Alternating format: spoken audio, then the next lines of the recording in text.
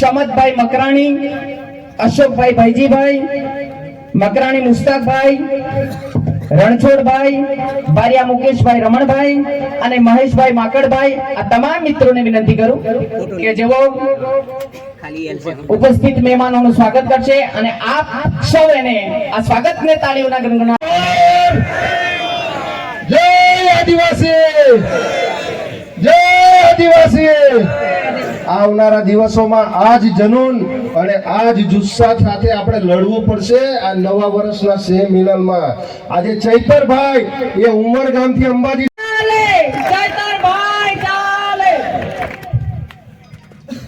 આજે નવા વર્ષના સ્નેહ મિલન કાર્યક્રમમાં ગઢ નવા ફળિયા ખાતે આયોજિત આ કાર્યક્રમમાં ઉપસ્થિત સમાજના તમામ વડીલો, આગેવાનો, સંતો, મહંતો, યુવાનો, માતા બહેનો, આયોજન સમિતિના તમામ સાથી મિત્રો, મંચસ્થ તમામ મહેમાનો, પ્રેસ મીડિયાના મિત્રો, પોલીસ મિત્રો, તમામને ચૈતર વસાવાના જય જોહાર, જય આદિવાસી, જય ભીલ પ્રદેશ, ઉલ ગુલાલ જિંદાબાદ. સાથીઓ, હું આવ્યો છું ત્યારથી જ સાંભળું છું જે પણ ભાષણ કરવા માટે આવે છે, જે પણ સ્વાગત કરવા માટે આવે છે, ચૈતરભાઈ સાહેબ, ચૈતર સાહેબ, ચૈતર સાહેબ. મિત્રો, હું તમારા જેવા નાના ગામમાંથી આવું છું, નાના પરિવારમાંથી આવું છું અને મારી ઉંમર પણ હજુ 36 વર્ષ છે, એટલે મને સાહેબ નહીં બનાવશો. હું તમારો ભાઈ છું, ભાઈ કહેશો તો પણ મને ચાલશે. તમે મને સાહેબ બનાવશો તો તમારું ને અમારું અંતર વધી જશે, કેમ કે આપણા સમાજના લોકોને હું સારી રીતે ઓળખું છું. સાહેબ કહીને આપણો સમાજ સાહેબથી બહુ ડરે છે. ડરે છે ને આપણા વાળા બધા. એ કલેક્ટર સાહેબ હોય, ડીડીઓ સાહેબ હોય, ટીડીઓ સાહેબ હોય, એસપી સાહેબ હોય, પીએસઆઈ સાહેબ હોય કે પીઆઈ સાહેબ હોય, સાહેબ આવે પાછળ એટલે આપણો સમાજ ડરી જાય છે. એટલે મને સાહેબ નહીં બનાવતા, મને તમારો ભાઈ રાખજો. ચાલશે ને મિત્રો? આદિવાસી એટલે કોણ? અમારા સાથી મિત્ર જગદીશભાઈએ તો કેટલાય ગીતો બનાવ્યા છે. હું સલામ કરું છું. એ પણ આપણા આદિવાસી લોક ગાયિકા ઉર્વીબેન છે, પાયલબેન છે, લોક ગાયક આપણા જગદીશભાઈ છે ને એવા કેટલાય મિત્રો આપણા સમાજના ઘણા ગીતોથી આપણી સંસ્કૃતિ ઉજાગર કરે છે, આપણી સભ્યતા. આદિવાસી કોણ હતો, એનો ઇતિહાસ શું છે, એ આવા કલાકારો ધીરે ધીરેથી આજે ઉજાગર કરી રહ્યા છે. આદિવાસી એ આદિ અનાદિ કાળથી આ ધરતી પર વસનારો એ આદિવાસી સમાજ છે. આદિ અનાદિ કાળથી ધર્મપૂર્વી સંસ્કૃતિ છે આપણી. તમે ઇતિહાસમાં વાંચી જોશો, સિંધુ ખીણની સંસ્કૃતિ, એમાં પણ આપણા અવશેષો મળેલા છે. મોહેંજો-દડોની સંસ્કૃતિ, એ પણ આપણી સંસ્કૃતિના અવશેષો મળ્યા છે. ત્યારે આજે ઘણા લોકો વનવાસી વનવાસી કહે છે, પણ વનવાસી નથી. અનાદિ કાળથી વસનારો આદિવાસી એ મૂળ માલિક આ ધરતીનો છે, આ દેશનો છે.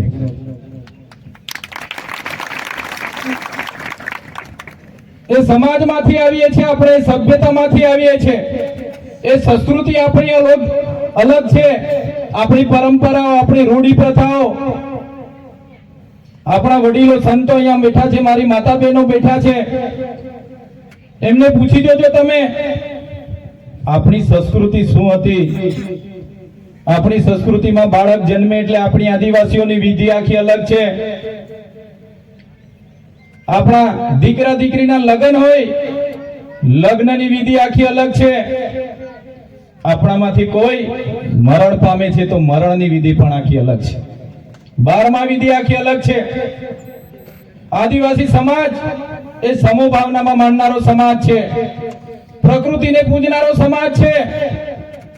બીજા સમાજ શું કરે છે એની સાથે મારે કોઈ લેવા દેવા નથી, પણ જે આપણી વચ્ચે બુજુર્ગો વડીલો છે એમને યુવાનોને હું વિનંતી કરું છું, તમારા દાદા લોકોને પૂજજો. આપણે કયા દેવને પૂજતા હતા? આપણે આજે બધું ભૂલી ગયા. આજે સીમાળીઓ દેવ ભૂલી ગયા કે યાદ છે? અમારે ત્યાં હિમાલયો દેવ કે છે. હિમાલયો દેવ ખબર છે ને? વડીલો હિમ પર જે દેવ આવે તો ખબર છે ને બધાને? એ હિમાલયો દેવ પહેલો વરસાદ થાય એટલે લીલીચારીનો દેવ થાય. ગમાણનો દેહ થાય, અન્ન પાકે, તો આજે પણ આપણા વડીલો પૂજે છે. કીડી મકોડી પશુ પક્ષીને જેને ખાધું અને જે વધ્યું તે હું મારા ખેતરથી ઘરે લઈ જવા માટે પણ ખડાનો દેહ પૂજવામાં આવે છે કે નથી આવતો? એ સંસ્કૃતિમાંથી આવીએ છીએ આપણે. આજે પણ આપણા વિસ્તારમાં કોઈ અજાણ્યો માણસ આવી જાય, આપણે પહેલા એને બેસાડીએ છીએ, પાણી પીવડાવીએ છીએ, ચા પીવડાવીએ છીએ, જમવાનું પૂછીએ છીએ અને પછી કામ પૂછીએ છીએ. સાચી વાત છે કે ખોટી વાત છે? જ્યારે તમે અહીંથી આગળની વિસ્તારમાં જજો, ડભોઈ બરોડા જજો, અમદાવાદ જજો, સુરત જજો, તમે જેવા દરવાજા પર જશો પહેલી તમને કઈ જાતિના પૂછવામાં આવશે? આવશે કે નહીં આવશે? આવે છે કે નથી આવતું? ત્યારે કહેવાનો મતલબ મારો એવો છે કે આપણે એક ગૌરવશાળી ઇતિહાસમાંથી આવીએ છીએ, જેનો ઇતિહાસ તમે રામાયણ ઉઠાવીને વાંચી લેશો, એમાં પણ સબરી માતાનો ઉલ્લેખ આવે છે. સબરી માતા કોણ હતી? તો આદિવાસી ભીલડી હતી. તમે મહાભારત ઉઠાવીને વાંચો, એમાં એકલવ્યનો જિક્ર કરવામાં આવ્યો છે, જેણે અંગૂઠો કાપીને આપી દીધો. એકલવ્ય કોણ હતા? આદિવાસી હતા. તમે નિષાદનો ઇતિહાસ વાંચજો, એ આદિવાસી હતા. એવી જ રીતે તમને કેમ છું, તમે મહારાણા પ્રતાપનો ઇતિહાસ વાંચી લેજો. જ્યારે મહારાણા પ્રતાપને એમના પોતાના સગાભાઈએ સહકાર નથી આપ્યો, ત્યારે પૂંજા ભીલ પોતાની સેના લઈને ગયેલા, એ આપણો ઇતિહાસ છે. તમે શિવાજીનો ઇતિહાસ વાંચી લેજો. શિવાજી સાથે જે દુધા ભીલની આખી સેના હતી, એ ઇતિહાસ આપણો છે. તમે આખો ઇતિહાસ વાંચજો અને દેશની આઝાદી પણ સૌથી વધારે સૌથી પહેલા કોઈ લડ્યા હોય તો એ આપણા પૂર્વજો હતા. એ ટાટિયા ભીલ હોય, ખાજ્યા નાયક હોય, તિલકા માજી હોય, બિરસા મુંડા હોય કે ઝલકારીબાઈ હોય કે ગુરુ ગોવિંદગીરી હોય, એ આપણા આદિવાસીઓ હતા. અને અંગ્રેજો સામે પણ આપણા લોકો ઝૂક્યા નથી અને અંગ્રેજો સામે પણ આપણા પૂર્વજો લડ્યા છે. મિત્રો, આપણો ઇતિહાસ આપણા લોકો ભણેલા ગણેલા નતા એટલે ચોપડામાં આજે નથી. નાના નાના રજવાડાઓ આ વિસ્તારમાં ભીલ રાજાઓના હતા. વિદેશોમાંથી અતિક્રમણોથી આક્રમણો થયા. હુણો આવ્યા, ડચ આવ્યા, અરબ આવ્યા, મુગલો આવ્યા, આર્યો આવ્યા, અંગ્રેજો આવ્યા, પોર્ટુગીઝો આવ્યા, સ્પેનિશો આવ્યા અને ધીરે ધીરે આપણા દેશ પર ગુલામી આવી. ગુલામી માટે, આઝાદી માટે પણ આપણા પૂર્વજો લડ્યા. દેશના વિકાસ માટે પણ આપણા લોકોએ ખૂબ મોટું યોગદાન આપ્યું છે. આ વિસ્તારમાં જ્યારે નર્મદા ડેમ માટે જમીનની જરૂર હતી તો આપણા આદિવાસીઓએ ગામડાને ગામડા ખાલી કર્યા છે. આ વિસ્તારોમાં નેશનલ હાઈવે હોય, રેલવે હોય, હાઈ ટેન્શન લાઈનો જવાની હોય કે નહેરો કાઢવાની હોય, આ વિસ્તારમાં જીએમડીસી લાવવાની હોય કે જીઆઈડીસી લાવવાની હોય, જ્યારે પણ દેશના વિકાસની વાત આવી છે ત્યારે આદિવાસી સમાચારમાં આવ્યું હતું, તમે જોયું હતું ને? હોસ્પિટલની મુલાકાત લીધી. આટલો મોટો જિલ્લો હોવા છતાં આદિવાસી વિસ્તાર હોવાના નાતે હોસ્પિટલમાં પ્રસૂતિ માટે ગાયનેક જગ્યા ખાલી, ગાયનેક ડોક્ટર ના મળે. આવી પરિસ્થિતિ આપણી છે. ગયા વર્ષે જ્યારે આ વિસ્તારમાં શાળા પ્રવેશોત્સવનો કાર્યક્રમ ચાલતો હતો, એક ધવલ પટેલ નામના ખાણ ખનીજ ગુજરાત સરકારના સચિવ શ્રી આ વિસ્તારમાં આવ્યા.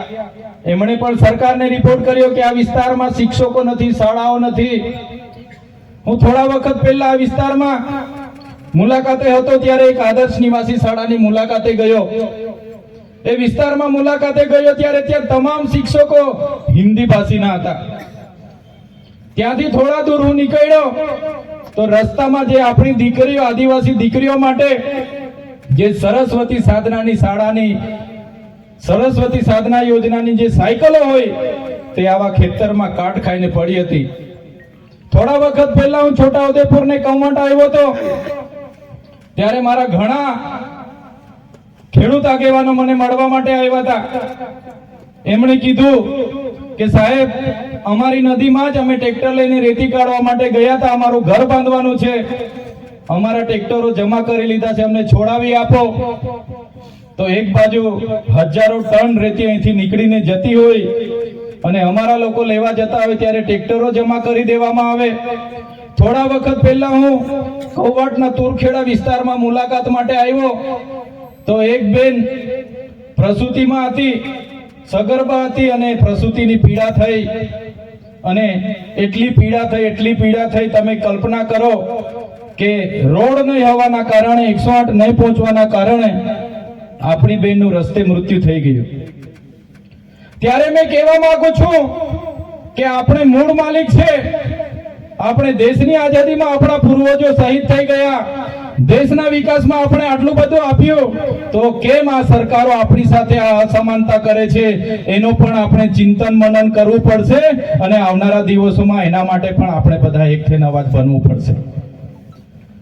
આજે તમે બધા અલગ અલગ પાર્ટીઓમાં, અલગ અલગ ધર્મ સંપ્રદાયોમાં, અલગ અલગ સંગઠનોમાં આપણે બધા વેચાયેલા છે. આજે મોટા રાઠવા, નાના રાઠવા, ડામોર, ગામેઠી, બારિયા, વસાવા, ચૌધરી, ગામિત બધા આપણે એકબીજાને નજીક નથી આવતા, એકબીજા ભેગા નથી થતા. એટલા માટે જ આજે આદિવાસીઓનું રાજકીય ક્ષેત્રમાં કોઈ આપણું કોઈ સાંભળતું નથી. એટલા માટે જ અમે તમને કહેવા માંગીએ છીએ મિત્રો કે પાર્ટી, પક્ષ, સંગઠન કે નાતી જાતિ બધું સાઈડ પર મૂકીને આપણી આદિવાસી છે, આદિવાસી બચાવવા માટે આપણે બધાએ નીકળવું પડશે. તૈયાર છો બધા? સૌપ્રથમ આપણે આદિવાસી છે.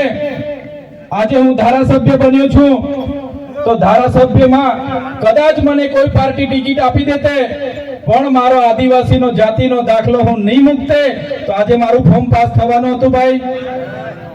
મેં જાતિનો દાખલો નહીં મૂકતે તો આજે મારું ફોર્મ પાસ થતે? જોરથી બોલો ભાઈ, ખબર હોય એ લોકો. મને કોઈ પણ પાર્ટી ટિકિટ આપી દેતે કે ચૈતરભાઈ તમે ડેડિયાપાડા વિધાનસભા લડો અને મારો આદિવાસીનો દાખલો, જાતિનો દાખલો મેં ફોર્મમાં નહીં જોડું તો મારું ફોર્મ પાસ થવાનું હતું? નહોતું થવાનું ને. એટલે જ કેમ છું આજે જ્યારે અમે અમારા આદિવાસીના દાખલા પરથી ધારાસભ્ય બન્યા છે ત્યારે જ અમે સમાજનું બોલીએ છીએ, ત્યારે જ આખું ગુજરાત આજે ચૈતર વસાવાને ઓળખે છે. મિત્રો, અમે જાહેર મંચ પરથી છાતી ઠોકીને કેમ છું, જે દિવસે આદિવાસી સમાજનું બોલતા મારી પાર્ટી પણ ચૈતર વસાવાને રોકશે, જે દિવસે મારા આદિવાસી સમાજનું બોલતા મારી પાર્ટી પણ મને રોકશે, એ દિવસે પાર્ટીના પાટિયા સૌથી પહેલા ચૈતર વસાવા ઉતારી દેશે. પહેલા મારો સમાજ, જેમણે મને ધારાસભ્ય બનાવ્યા છે, જેમણે મને પ્રમાણપત્ર આપ્યું છે, અને પછી પક્ષ પાર્ટી આવશે. આવી રીતના તમામ નેતા જે દિવસે વિચારતા થશે તે દિવસે આપણું સમાજ આગળ આવશે. આજે તમે જોઈ લો આપણું પ્રતિનિધિત્વ કાં છે, આપણા નેતાઓ કાં છે? અહીંયા ટપાલ આપવા વાળાની ભરતી થાય એટલે બધા ટપાલીઓ બહારથી આવે. અહીંયા તલાટી ક્લાર્કની ભરતી થાય એટલે બધા લોકો બહારથી આવે. અહીંયા ગ્રામ સેવકની, ટીડીઓની, મામલતદારની ભરતી થાય બધા લોકો બહારથી આવે. અહીંયા એક ભીડ ગાર્ડની પણ ભરતી થાય છે, એ ભીડ ગાર્ડો પણ બધા બહારથી આવે. આવે છે કે નથી આવતા? જે લોકો બહારથી ભરતી થઈને આવે છે એ બિચારાને એટલી ખબર નથી રહેતી આ હાથ છે, હેજડો છે, મોવડો છે કે ખાકરો છે, તો પણ એ લોકો લાગી જાય છે. તો શું આપણા છોકરાઓ નહીં લાગે? આપણા છોકરાઓ કાબિલ નથી છે, પણ કેમ નથી લાગતા? કેમ કે બધા જ નેતાગીરીમાં આપણા લોકોનું ઉપજતું નથી. એટલા માટે કેમ છો આપણે બધા એક થઈને આગળ આવવું પડશે, તે દિવસે આદિવાસી સમાજ એક થશે. મિત્રો, અહીં ઉપસ્થિત તમામ મારા યુવાન મિત્રોને પણ હું વિનંતી કરું છું, ભાઈ તમારો આ ભણવાનો સમય છે, ભણો સાનામાના, બરાબર છે, ભણો, તમારો કેરિયર બનાવો, તમારી યુવા શક્તિનો, તમારો જોમ, જુસ્સો, સાહસનો ઉપયોગ તમારા કેરિયર બનાવવા માટે વપરો. તમારા મમ્મી પપ્પાએ ખેતી મજૂરી કરીને તમને ભણાવે છે. માત્ર હારા આઈફોન ના મોબાઈલ લઈ માંગવાથી, હારી ગાડીઓ લઈ માંગે છે અને જલસા કરે, પાર્ટીઓ કરે, બર્થડે ઉજવે અને આવી મોટી મોટી બેન્ડ પાર્ટી, ડીજે મંગાવે છે, આખી રાત નાચે તો પણ થાકે નહીં. કીધું ને આગળ ભાઈએ. મારા યુવાન મિત્રોને પણ વિનંતી કરું છું, કઈ વાંધો નહીં, નાચો પણ, રમો પણ, બધું જ જોઈએ છે, બધું જ કરો, પણ આ સમય તમારો ભણવાનો છે એટલે ભણવામાં ધ્યાન આપો. ભણવામાં ધ્યાન આપો. અને વડીલોને પણ મારી નમ્ર વિનંતી છે, છોકરાઓ આઈફોન લઈ માંગે એટલે તરત આઈફોન લાવી આપી દે છે. છોકરાઓ KTM R1 લઈ માંગે એટલે તરત લાવીને આપી દેવાની કે મારો છોકરો લઈ માંગે છે આપી દો. એટલા માટે છોકરાઓ પછી આપણા કંટ્રોલમાં નથી. ઘણા પાર્ટીઓ કરે, ઘણા બેન્ટોમાં જાય, ઘણા રેસ કરે, ઘણી પાર્ટીઓ કરે, હરીફાઈ કરે ને કેટલાય તો 4 ધામના યાત્રા નીકળી જાય 15 દાડા પદયાત્રાઓમાં. તો યુવાનોને કેમ છું, તમારો સમય આજે ભણવાનો છે, પદયાત્રાનો નથી. તમે 4 ધામે જતા હશો ત્યાં જોઈ લેજો બીજી કઈ જાતિના લોકો પદયાત્રામાં આવે છે. આપણા જ લોકો બધા 15-20 દાડે પદયાત્રામાં ફરો છો ભાઈ. એ સમય તમારો નથી, તમારે ભણવાનો છે. તો ભણો. અને ઘણા મારા સાથી મિત્રો સરકારી અધિકારીઓમાં પણ છે, એમને પણ વિનંતી કરું છું. હું અનેક રાજ્યોમાં ફરું છું.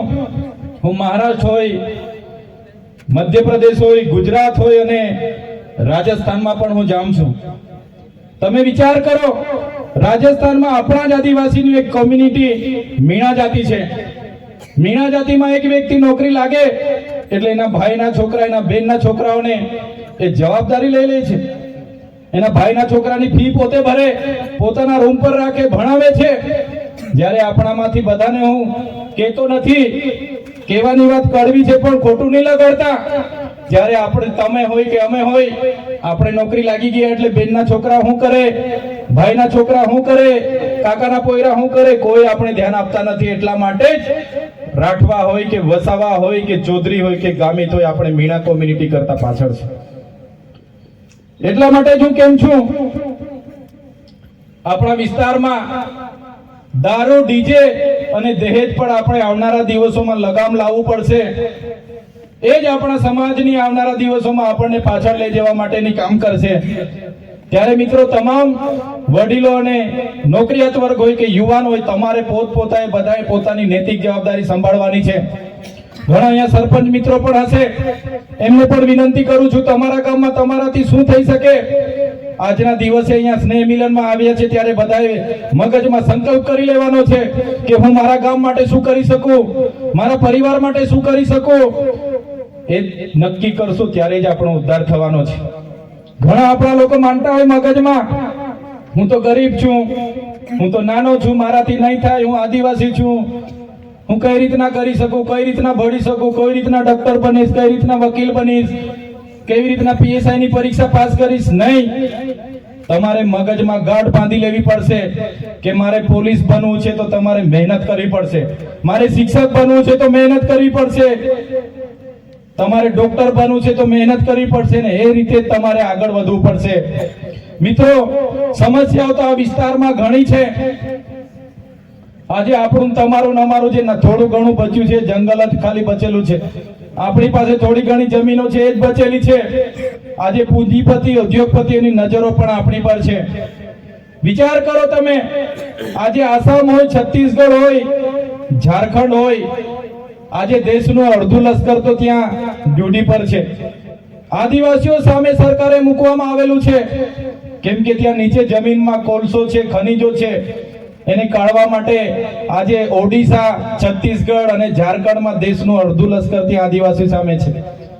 આદિવાસીઓ આપણા જ લશ્કર સામે આજે અહીં રાજ્યોમાં લડી રહ્યા છે. ત્યારે આવનારા વર્ષોમાં પણ આ વિસ્તારમાં જ્યારે ઉદ્યોગપતિઓને આ જમીનમાં રહેલા ખનીજોની જરૂર પડશે તો આપણે એક નહીં રહીશું. ત્યારે આપણને પણ પોલીસ, SRP, આર્મીની સામે લાવીને આપણને પણ અહીંથી ખદે વગે કરશે. એટલા માટે કેમ છું, જાગવું જરૂરી છે. આજે આ કાર્યક્રમમાં અમે આવ્યા છે ત્યારે વધારે વિશેષ તો નથી કહેતા, અમે રાજકીય માણસ છે એટલે વધારે ભાષણ કરીએ, મીડિયા વાળા રાજકીય રીતે છાપી કાઢે. પણ આજના આ કાર્યક્રમમાં જેમણે પણ આયોજન કર્યું છે તમામ લોકોને હું અભિનંદન આપું છું કે આટલા લોકો સમક્ષ અમને અમારા વાત મૂકવાની અમને તક મળી છે. પણ મિત્રો, આપણો ઇતિહાસ ગૌરવશાળી છે અને આ ઇતિહાસને બચાવવા માટે તમારે ને અમારે બધાએ સાથે આવવું પડશે. તમે કદાચ અમને સારી રીતે જાણતા હશો, અમે થોડા દિવસો પહેલા જ સરકાર સામે અલગ ભીલ પ્રદેશની પણ માંગ કરીને બેઠા છે. અલગ ભીલ પ્રદેશની માંગ કરી છે અમે. કેમ અમારે અલગ ભીલ પ્રદેશની માંગ કરવી પડી? દેશ જ્યારે 5, 10 કે 20 વર્ષ નહીં પણ દેશની આઝાદીના 78 વર્ષ થઈ ગયા અને 78 વર્ષ પછી પણ આ વિસ્તારમાં શિક્ષકો ના હોય, આ વિસ્તારની શાળાઓ માટે આંદોલન કરવું પડે, રસ્તાઓ માટે આંદોલન કરવું પડે, પીવાના પાણી માટે આંદોલન કરવું પડે, સિંચાઈના પાણી માટે આંદોલન કરવું પડે, ત્યારે હવેના સમયમાં આપણે લડેંગે જીતેંગે જિંદાબાદ મુર્દાબાદ કરવાનું થતું નથી. જો આ સરકાર આદિવાસીઓનો વિકાસ કરવા નહીં માંગશે તો આવનારા દિવસોમાં દેશનું 29મું રાજ્ય ભીલ પ્રદેશ અમે બનાવીને રહીશું. ભીલ પ્રદેશ બનાવીશું અમે અને એની રાજધાની કેવડિયા રાખીશું.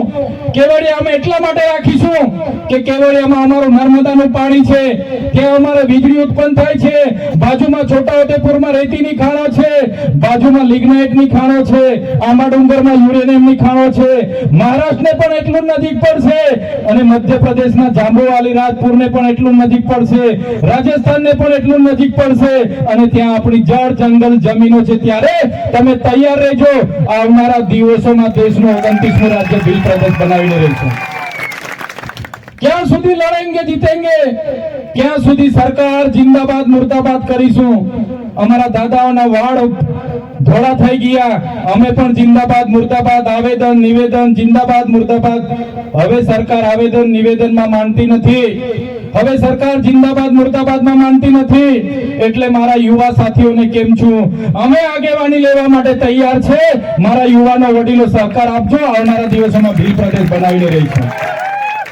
અમારો ભીલોનું રાજ્ય હતું, એમાંથી જ્યારે દેશ આઝાદ થયો 14 જિલ્લા અંબાજીથી ઉમરગામ ગુજરાતમાં રાખ્યા, 13 જિલ્લા રાજસ્થાનમાં રાખ્યા અને 12 જિલ્લાઓ એમણે મધ્યપ્રદેશમાં રાખ્યા અને 10 જિલ્લાઓને મહારાષ્ટ્રમાં વિભાજિત કર્યા.